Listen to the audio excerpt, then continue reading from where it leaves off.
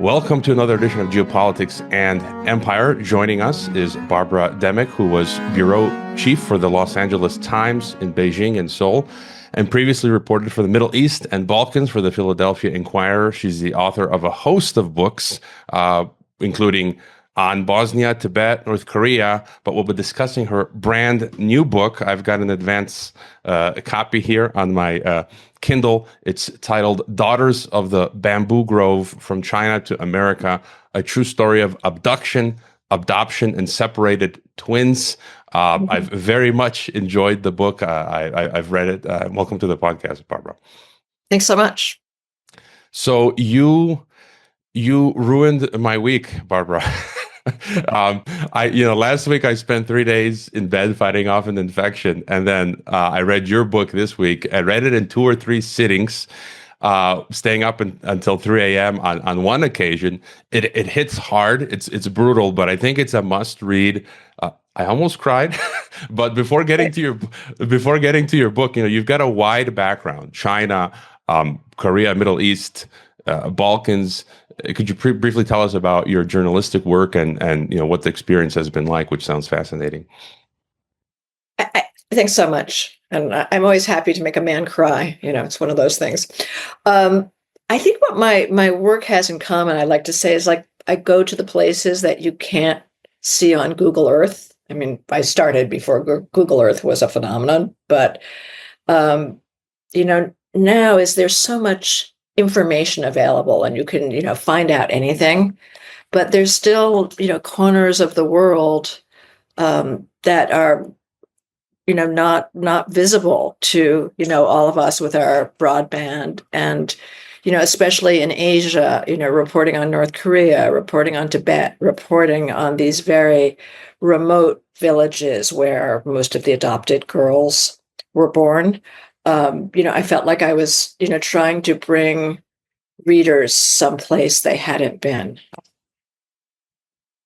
And I do have to ask on Korea. Were you were in North Korea, or? I was in North Korea. I went to North Korea 3 times, to Pyongyang, and then I went at the time that I was covering Korea in the early thousands. There were tourism trips across the DMZ from South Korea, and I did that maybe 10 times, although it was just into the border area. But most of the reporting in my book, Nothing to Envy, was done in South Korea and China, because you couldn't really do proper interviews in North Korea. And similarly, my more recent book, Eat the Buddha, which is about life in a Tibetan town. I went to that town many times, but a lot of the reporting I did in India and other parts of China, where it was easier to, do an interview without being arrested, or, more likely having your interview subject arrested. I'd always dreamed of going to North Korea just because the U.S. government says you can't. And in 2018, I was living in Kazakhstan, and I almost made the trip out because I've got a passport other than my U.S. passport. And as far as I understand it, they say you can't go on. Americans cannot go on. They don't say you can't go. They just say you can't go on your U.S. passport. But if you have another, you're free to go. No. It changed a lot back and forth over the years. I have only a U.S. passport, and I went on my U.S. passport, but it wasn't easy. And the first years that I was writing about Korea, all my Canadian and Kiwi and Australian and British friends were going in, and I was really pissed off. And, I'd say like, hey, I didn't vote for this government. We say this a lot, but it doesn't really make any difference. And your other book, I'll have to get you on to talk about that as well. Logavina Street, Life and Death in Sarajevo Neighborhood. And I was just reading the sample on Amazon because I don't have a copy of it yet. But it says you arrived in Split in 1994, and I was telling you before I hit record, I also did. So my parents' first attempt to move us back to their homeland was 1994 Split. And we stayed there for a year. We moved back to Illinois, and then 3 years later, we went back again to Zadar, the second time where I went to high school. And then I had a past podcast guest. He's a Canadian, Croatian, Canadian Air Force vet. He's probably listening right now. He was flying cargo into Split during the war, and so you spent most of your time in Bosnia then. Yeah, I spent most of my time in Sarajevo, and actually for a while lived on this street, Logavina Street, which I wrote about. That was my first book. But we'd go in and out through Split. We'd usually fly to Split and then either take a UN flight, maybe one of your friends' cargo planes, or else we'd drive over this very dangerous route over Mount Egmont, which was not great because there were snipers trying to keep us out. Sarajevo was under siege at the time, but Split was almost always, our launch point. And, I got to like Split very much. Great food and great beaches. And I'll be there this summer, actually, very, very soon. And so, okay, China. So then you've got your experience in China. I think you've spent many years there, yeah? yeah, I spent 7 years in Beijing. That was like my longest posting. And I left in 2014, mainly because my son wanted to go back to the US and go to school here. But, I continued traveling in and out of China a couple times a year until just before COVID, December 2019 was my last trip. And when I was reading your book, and when we got to that point, we'll get to that. But the story with the family, I hadn't realized when we were booking the flight, it was like February or something, 2019, and I'm like, oh boy, I can't imagine. Like, that's right. Here comes COVID, and I was living in Kazakhstan at the time, and we had tickets to return to Mexico March of 2020. And you couldn't leave. It was all shut. But before we're getting ahead of ourselves, but so Daughters of the Bamboo Grove, I don't know where to start, but one thing that intrigues me, and you start off in the first part of your book, sort of talking about this, is what I call the eugenics, or the population control of China, which sort of sets the stage for the story. Maybe if you want to tell us about that. Yeah, well, China had this one-child policy from 1980 till 2015. And, that this was the time of, the thinking in the world was that humanity was going to devour the planet. And there was this very influential book in the US, The Population Bomb, We're All Going to Die of Starvation, that came out in 1968. And it was there was kind of this hysteria about population. And, many countries had tried to, institute population controls, but the Chinese government was really in a position to do it because it's an authoritarian regime. There's not really big cultural, religious precepts against birth control or abortion. And the Chinese felt that, to boost their economy, they had to keep the population down. And it was a little bit of a mathematical sleight of hand. They wanted to boost per capita income. Anybody on math? You had like national income and you had the number of capita. But if you reduce the number of capita, that's the denominator. Is this too math nerdy? You had higher per capita income. So it was this, it was kind of like a crazy thing, like the Cultural Revolution, or, I don't know if your listeners are familiar with all of these Chinese madnesses, the time that, Mao decreed that they had to kill all the sparrows, to boost grain production. But this was like this madness in China, and it was enforced very, very brutally. I mean, if you violated the rules, they could demolish your house, they could confiscate your livestock, they could, get you fired. I mean, really force you to be sterilized very brutally. And, during this period, a lot of people gave up their daughters because under, the traditional Chinese culture, you needed to have a son to perpetuate the family line. I felt, reading your book, I just felt so, I wasn't aware, because, your book's so well written, it's boots on the ground, no nonsense. And it was just kind of like, I hadn't really had visualized how bad it was. And as you mentioned, you had previously the Cultural Revolution, millions dead. And then this, which it's up until recently, right? And you mentioned in the 2000 teens it was ended by Xi Jinping, and then you said it's got a long half-life, this policy, and I just feel such great sorrow for the Chinese people who had, they didn't have a choice. They were just born at this time and place, and they had to deal with this. I'm curious. This is one avenue that I study on the podcast, sort of globalism and deep politics and parapolitics. But I just find it interesting, as you said, that policy was launched in 1980. I don't know if you have any further insight on this, but in the 70s, right, the U.S. Nixon, Kissinger sort of came to China, opened it up, and Kissinger he's famous for this memorandum. I think it's NSSM 200, where they pushed the policy, U.S. foreign policy, to in the third world to bring down the population. Yeah. So I'm kind of wondering, do you think there was any relation between U.S. foreign policy in the 70s, if they kind of pushed that on China? The one-child policy was widely applauded at the time. They'd actually, before they really imposed it, they had started in the 70s, and that was the mood. Right now we're in a pro-natalist period, but everybody wanted to keep the population down, and the UN applauded it. Progressive Americans applauded the one-child policy. And they wanted to keep population growth slow, and frankly, targeting the brown population.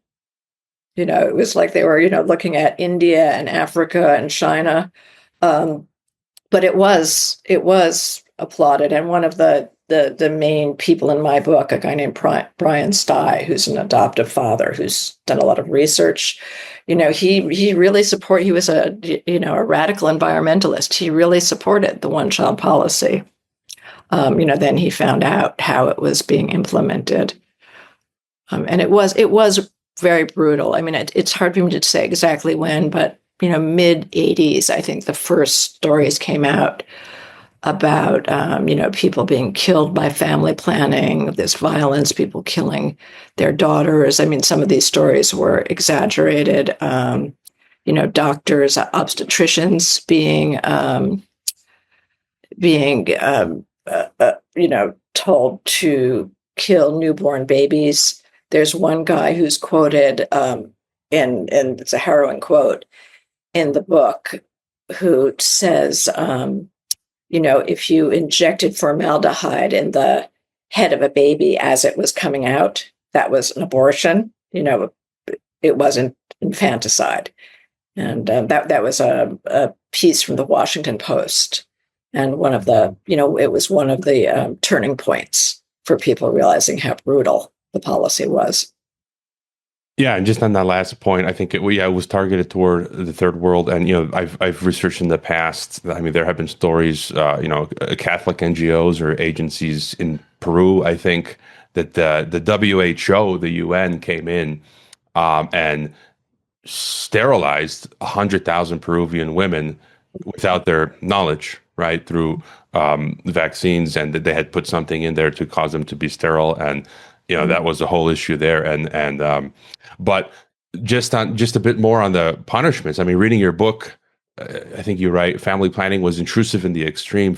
Female factory workers had to report when they had their menstrual periods. Inspectors would sometimes ask to see their bloodstained sanitary napkins.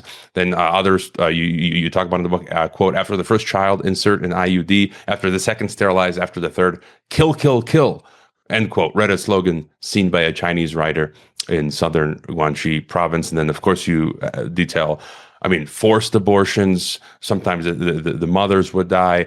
The collective punishments, it was gamified in a sense, kind of like a proto-social credit system. So there'd be bonuses for the entire village, where if everyone complied, they'd get, 20% salary increases. But if one person screwed up, everyone loses, and then there's incentives to rat out. And then, as you said, they could damage your home, they can destroy it completely, or the fines would be thousands of dollars, would effectively be like 5 years of your salary. I mean, I was imagining myself right now, like if that happened to me right now, and they asked me for 5 or 10 years of my salary, that leaves you completely destitute, no? Yeah. Yeah. People, often had very little choice but to give up babies. And, something else that was really very brutal about the system that's only been recently rectified. If a child was born what they called out of plan, they wouldn't get their household registration document called the hukou. So, they couldn't go to school, they couldn't get medical care, they were, effectively a non-person. Um, and I think a lot of adoptive parents, sort of, thought that the Chinese, they were so cruel, they didn't love their children, blah, blah, blah. But and I think a lot of adoptees feel that way. Oh, I was left by the side of the road to die. But it's hard for us to, understand the kind of pressure people were under in that system.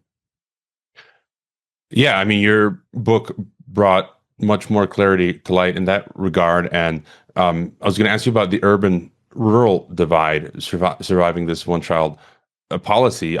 You would have thought that being in the mountains, you'd be safer, but in some cases, you say no. I mean, there were people who lived really, really like it was hard to get to their villages. There were no roads. You'd have to walk through mud, but somehow the inspectors would show up. Where would you say was safer? If you had more than one child. I mean, it wasn't even having more than one child in some cases. I mean, it was just insane. Some of the things you had to comply with, like you had to marry at a certain age and get a certificate. You have to have like a million certificates for marriage and then birth and then I don't know what. Just thoughts on that, and then as well as who was able to skirt this better, like urban or rural.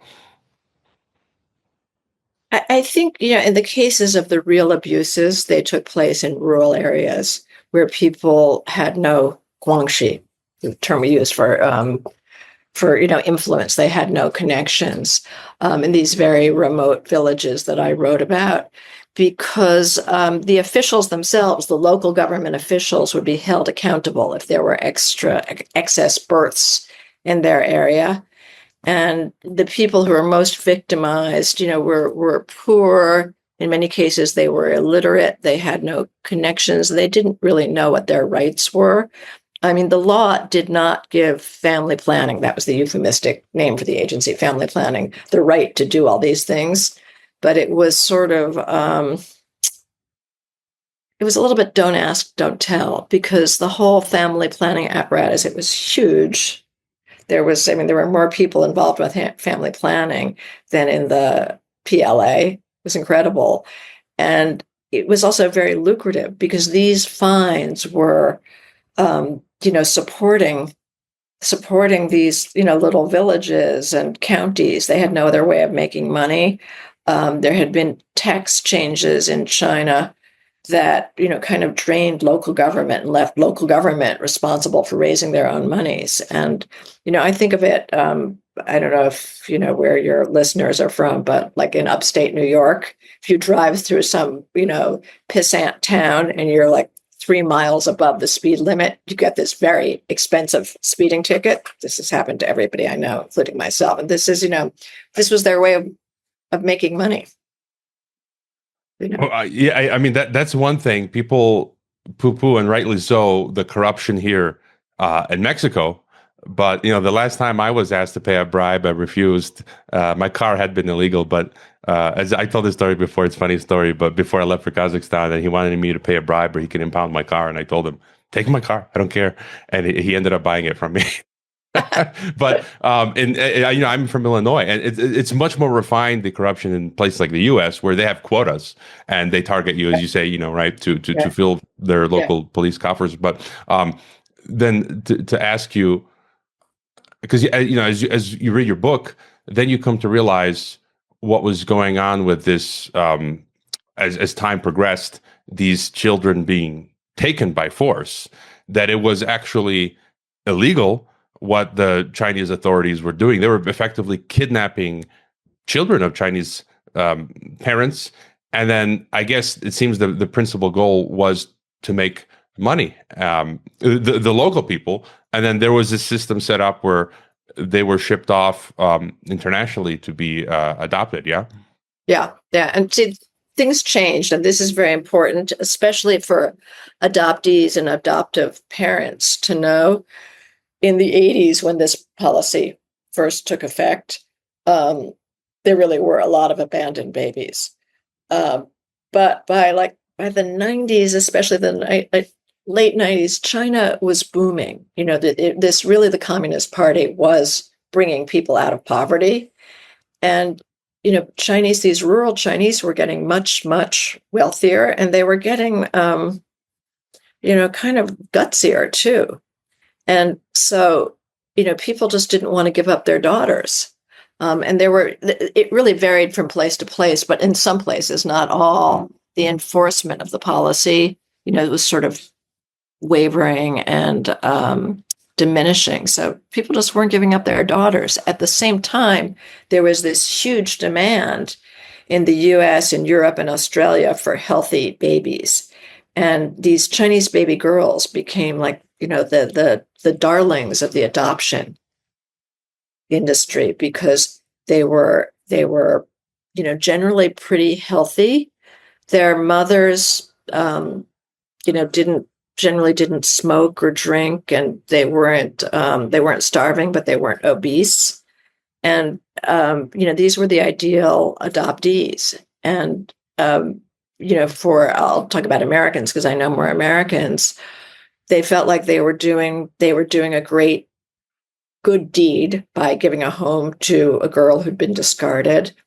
And frankly, it was, I don't know, it was more palatable for them to adopt an Asian child than an African child or a Latin American child. There were always these racial overtones that if you were going to have a transnational, transracial adoptee, the Asians were like the model minority. Korean adoptees had been very, very popular before that.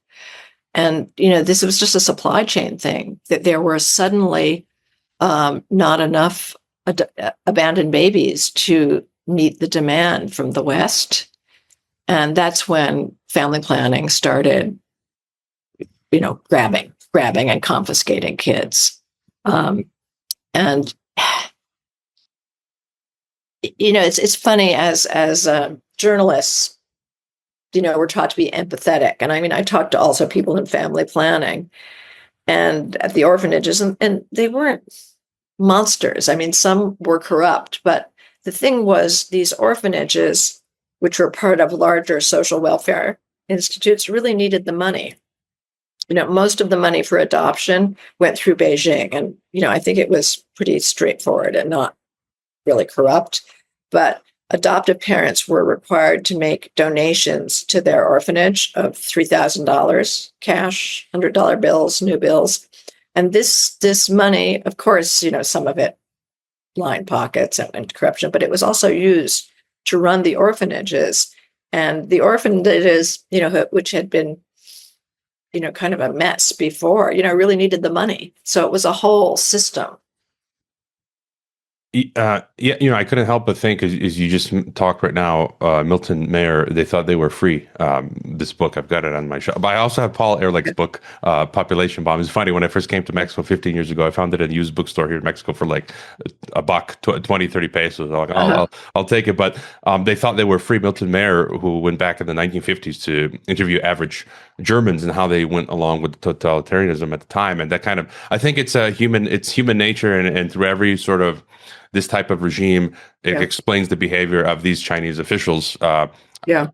Exactly the same.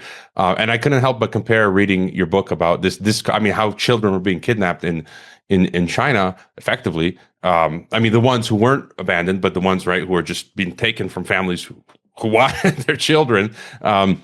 Like here in Mexico, we have kidnapping as well, beheadings, dismemberment, and it's kind of like the luck of the draw, where it happens in certain pockets. And so if you live kind of with good situational awareness, keep your head down, don't be stupid, you should be okay, but then there are pockets of the country where bad stuff happens, and I kind of felt like that was China's version of that sort of thing.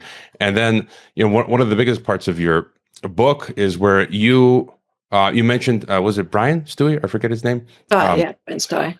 Right, that so there were these attempts to figure this stuff out with the kids being adopted, and you miraculously found, is it Fang Fang or Fang. Esther Elizabeth, a twin? I think part of it was it's crazy how, due to technology, how technology was changing, and some of these things allowed you in recent years to figure that out. So if you want to tell us just a bit about Fang Fang story. Yeah, well, so in 2009, I did a series of stories about families whose kids had been taken away. And one of the families had identical twins, and one twin was taken away.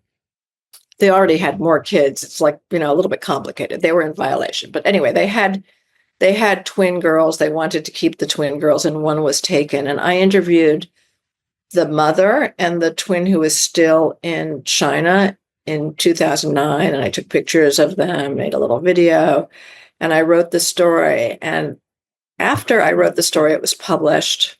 I don't know, it was sort of a challenge for myself. I thought, maybe I can find her. And that time, keep in mind, this is 2009, and social media was, I think, more innocent and open than it is now. And adoptive families who were posting pictures of their kids, oh, here, she is adorable with the pigtails, dancing the nutcracker, or, wearing this Chinese gown. These girls were very cute. And one family was on a chat group for the particular orphanage that was servicing, this area of China. And so I knew when this twin was taken, I had a pretty good idea of which orphanage she'd gone to. And I knew what she looked like because I had met her twin sister. So I was like just looking at stuff on social media. And, I found something written by this family about their daughter, and the timing was right and the look was right. And, it just all fit. And so I did this, like, maybe this is from police procedurals, but I made, kind of a police lineup.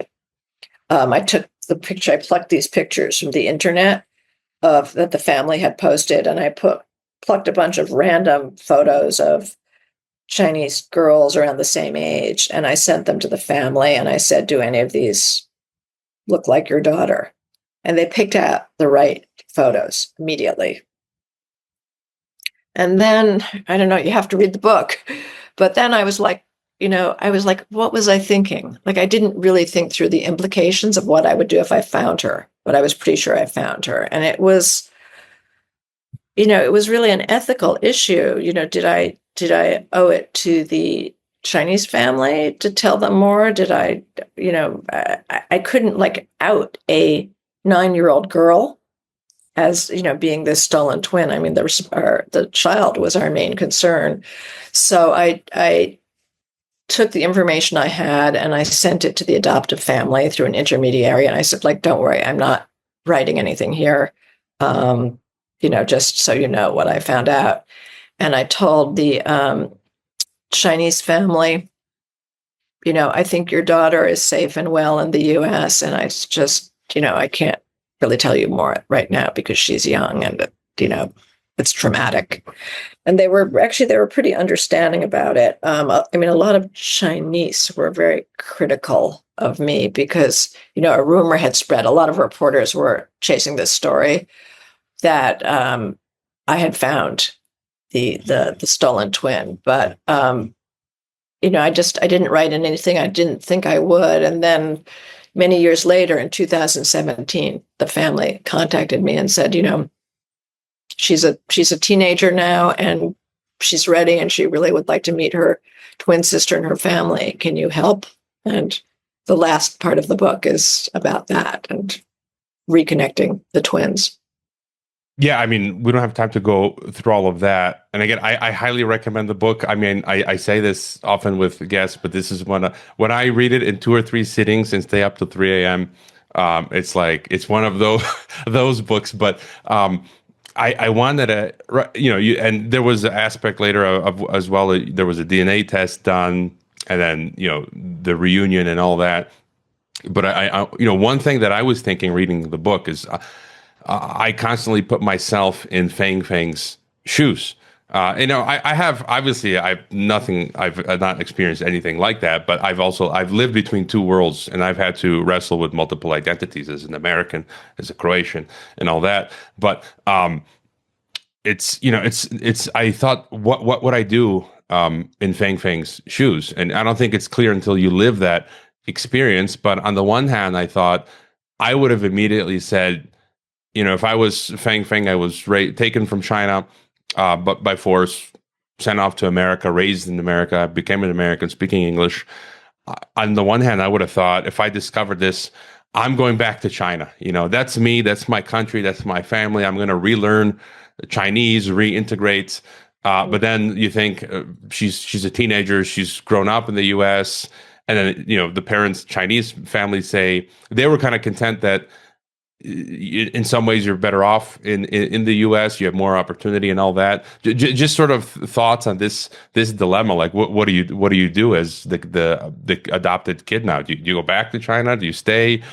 Have there been other occasions or stories you've seen where people did decide to go back? Yeah, actually, I'm writing a piece for the New Yorker about this right now. Yes, and among the hundreds and hundreds of adoptees have located their birth parents, and many more have just gone to China, learned the language, sometimes adopted Chinese names, but there are others who just really don't want to pursue that at all. It's really, really traumatic for adoptees, this whole experience. And, I don't think I appreciated it at the time that I was reporting on it. I feel kind of bad about that. There's kids I've talked to who say, this is who I am now. I don't want to open this can of of trauma and poverty and finding out the story, and I don't have this need to reconnect with the birth family. And others just want to know their life story and their genetics, and feel like it's really important to know who gave birth to them. I mean, among the adoptees, I know they're all over the map on this, and their viewpoints change. I have found, because I worked some with Korean adoptees as well, that often when adoptees are sort of contemplating marriage and children themselves, they think much more about their birth families, but some just don't want to go there. And I think they have, legitimate fears. Are they going to get mired in some domestic drama? Are they going to have obligations to their birth family financially, or just emotionally? I'm writing about a young woman now whose birth father has been looking for her for 20 years. This is my New Yorker piece. And she's really happy to talk to him. We did a video call, but in terms of going back to China, her family is very poor. After she was taken, her parents split up. There's a lot of dysfunction in that family. So I think she doesn't exactly know what to do. Yeah, and go ahead. And the other thing is, sorry, these kids remember nothing, absolutely nothing. Like in the case of Esther, she was almost 2.5 when she came to the U.S. And I know from her relatives that she was a very precocious kid. She walked, talked, was like very articulate already for a toddler in Chinese, but she doesn't remember a word of the language or anything about China. There's this phenomenon called infantile amnesia. It's really common. It's not even about trauma, but you just don't remember things before a certain age. I've thought about this for most of my life, how I can't remember past a certain point, which is it's fascinating. But and I think time does change. Just my example, I was very shy as a kid and teenager living in the U.S. with a crazy name like Hrvoje, which no one can pronounce, and I went by Paul. That was my middle name, but it was never legally my middle name. And everyone knew me as Paul until university.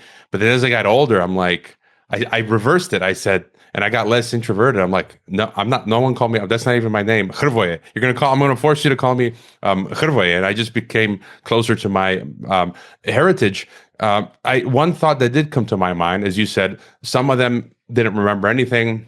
They don't want to go back to China, but some of them are U.S. citizens now. Was there ever this thought that maybe they could bring over legally their Chinese family to the U.S.?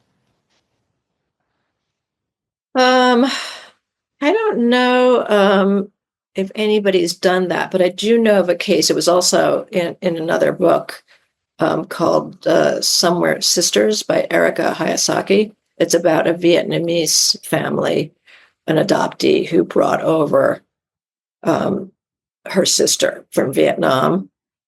I don't know of anybody who's done it in the U.S. We did this reunion in 2019 between the separated twins, and it was great. It was really wonderful. And we talked about bringing the Chinese twin, whose name is Shuangjie, to the U.S. the following year. In fact, we were like planning an itinerary, but then that was COVID. Everything shut down. And, by the time it opened, things had gotten complicated right now to get a visa for a Chinese national, without a young Chinese national without much money, I think would be impossible. But maybe at some point.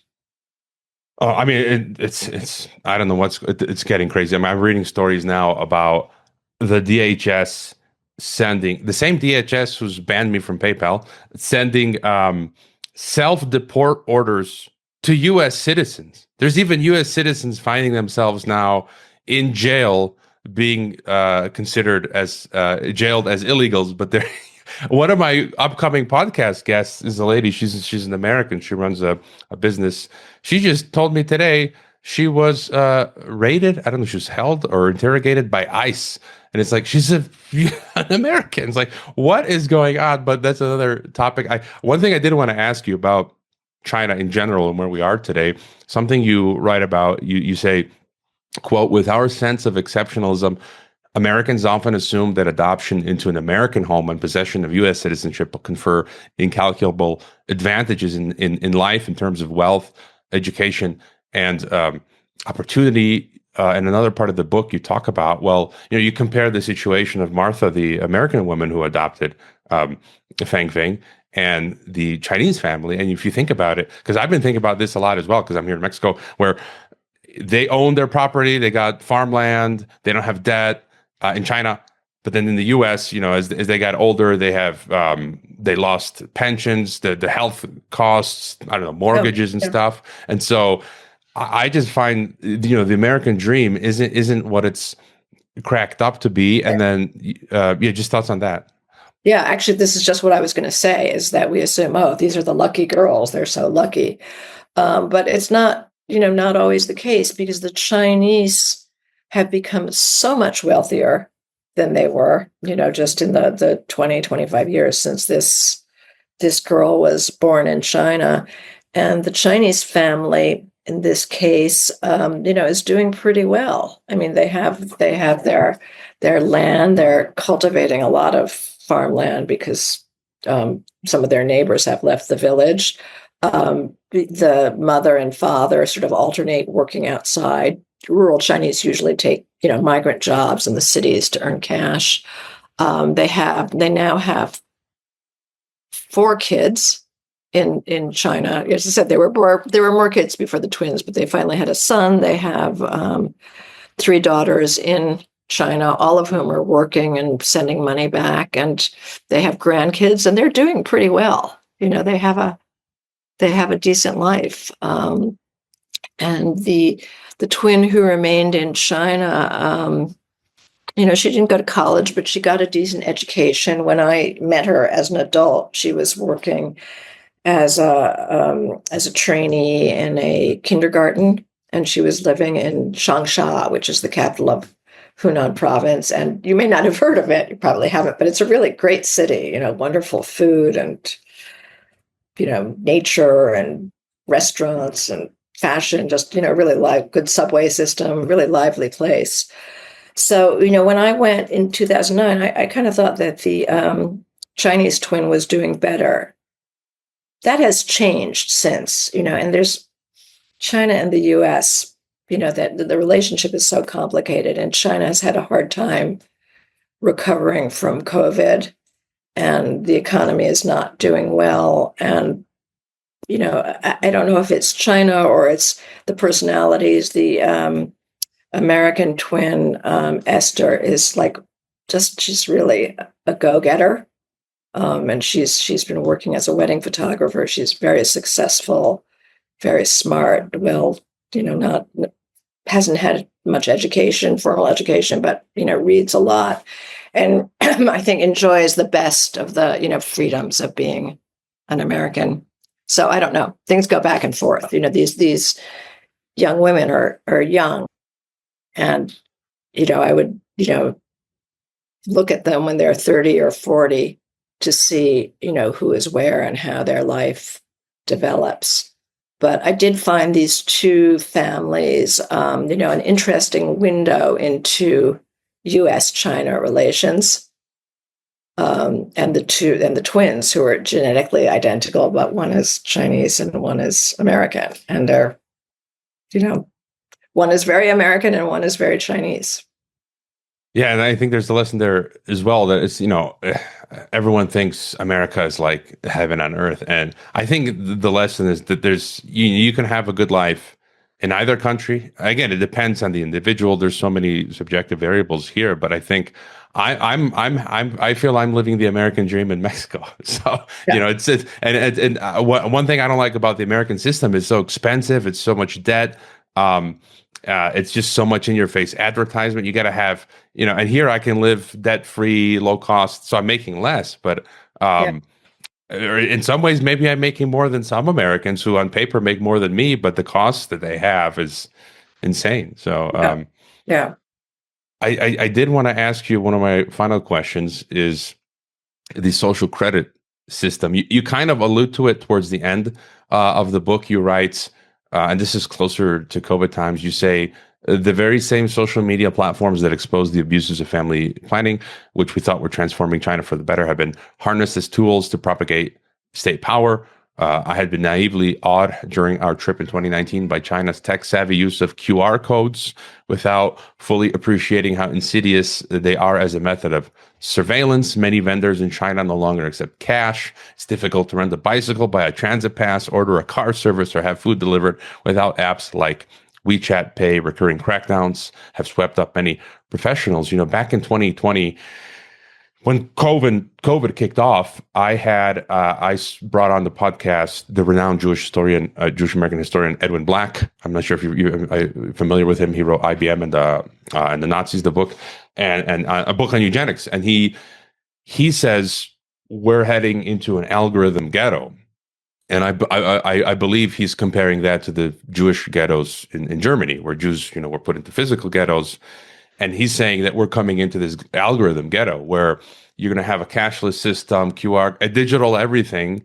But if you commit a thought crime, they can unperson you. Like I've been banned from PayPal. We've seen people from Brazil to Canada to US to Europe now, I'm sure in China, be debanked for thought crimes. And so just, do you have any thought on, there's differing opinions when I have guests who live in China. They say there's no social credit system. But then in the West, I read papers from the Chinese government which talks about social credit system. Do you have any thoughts about the social credit system, but as well more broadly, and how these technologies how we're flirting with dystopia? I mean, it's interesting that, for years there was this, myth about China that, by opening up, China would become more like the United States, but actually we've become more like China. It's the opposite is true. I think it depends on who you are in China. And I'm not directly answering about the social credit because I don't, it seems to me that the rollout of the social credit system, it's not like one system, but, certainly with all the apps and the cash-free society, they know where you are. And it's been, much harsher for Tibetans and Uyghurs, the ethnic minorities in the western part of the country.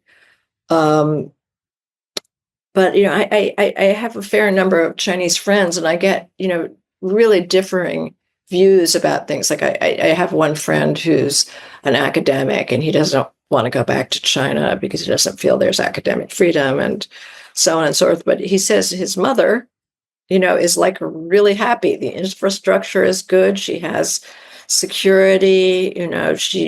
She is not going to run afoul of the government from anything she does, and just she thinks like everything in China is better than the U.S. So I think it depends on where you stand, what you're doing. There's a cliche about China, and like many cliches, it's kind of true, which is that the Chinese have been willing to, sacrifice some of their personal liberties in return for getting rich. And, I think that's true. Yeah, and I, as you say, I think it's a bit nuanced. It's not at this stage in the game, it's not quite yet. Oh, there's a social credit system, but I also think that there is not, not a social credit system. What I tell some of these hyper pro China people is, okay, maybe you don't have a social credit system, but you have an algorithm ghetto, as Edwin Black says, where you can be. I was in when I was living in Kazakhstan, you had to take overnight 15-hour train rides to get to Astana or Almaty. And we had in our cab, some 56-year-old Kazakh man. And we were talking, I had my Kazakh colleague, and it turns out that he had to take multiple trains that were like 50 to 60 hours. And we're thinking, well, if you got to take such a long trip, why don't you just hop, a flight? And he explained that he had been banned from flying by the Kazakh government because he was a labor rights activist. And so you see this sort of stuff increasingly happening. So maybe it's not a social credit system, but it's an algorithm ghetto. Well, this is this really affects Tibetans and Uyghurs. My last book, Eat the Buddha, was about Tibetans, and Tibetans mostly can't get passports. And you can't get passport, you can't get on a plane. So Tibetans, they want to cross the border into Nepal and India. They want to, do a pilgrimage to see the Dalai Lama, or they just want to go to a school there, or they just want to travel. And, they're prisoners in their own country. They can't get out. And, I talked to people who, tried to escape through Nepal, and they, spend years getting permits even to get near the border. And then, they'd hike across mountains, and people died in the Himalayas. I would take, a couple times I took a plane from Chengdu in Sichuan province to Kathmandu. I'd be practically still drinking the Starbucks coffee I bought in the Chengdu airport by the time I landed. And they're spending months doing it. So yeah, it's especially for minorities. It depends on who you are. And what I was going to say about the people will accept more party rule if they're getting rich, but the Chinese economy has had a lot of difficulty in the last few years. I think things are pretty flat. There's a lot of real estate overbuilding, and this is pre-tariffs and the Trump administration, Trump too. But they have economic issues. And I think that Chinese government is worried about that because they need to keep the economic wheels going to keep people happy.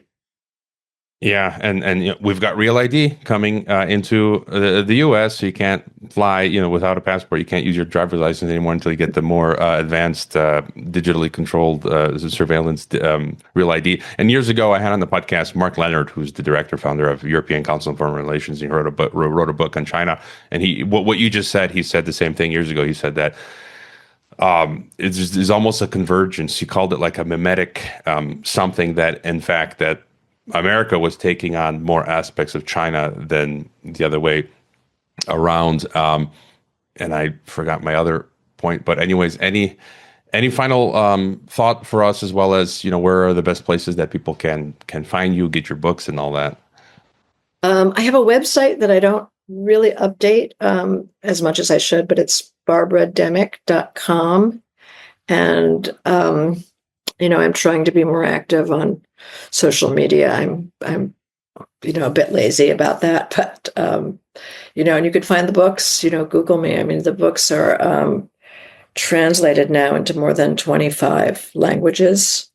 And you can find them. And this one, Daughters of the Bamboo Garden, it is an easy read, I think, more than the other ones. I wrote it as kind of an unfolding mystery about, where is this missing child? Now I've been a plot spoiler, but I write for a mainstream audience, maybe because I was a newspaper reporter for many years. But, I feel like my books should be understandable by, anybody who can read. And the books have been very popular even among college students, but even among high school students. Yeah, I've got, if for people, they can't see it from I've got the digital version here, but it's out, I think, May 20th. Yeah. And this is I just got my books a couple days ago. And there's a lot of details we didn't cover and that are important, not only just important, but just fascinating to understand and stuff I haven't seen elsewhere. And then I'll have to get your link is in the description. Again, I'll link. People can just go to the link and to Amazon, get the digital or physical copy, go to your website, check out your other books. I'll have to have you back to talk about North Korea as well as the Balkans. And I wish you just success with the book. And thanks for coming on the podcast. Thanks so much. So interesting. Wala Puna.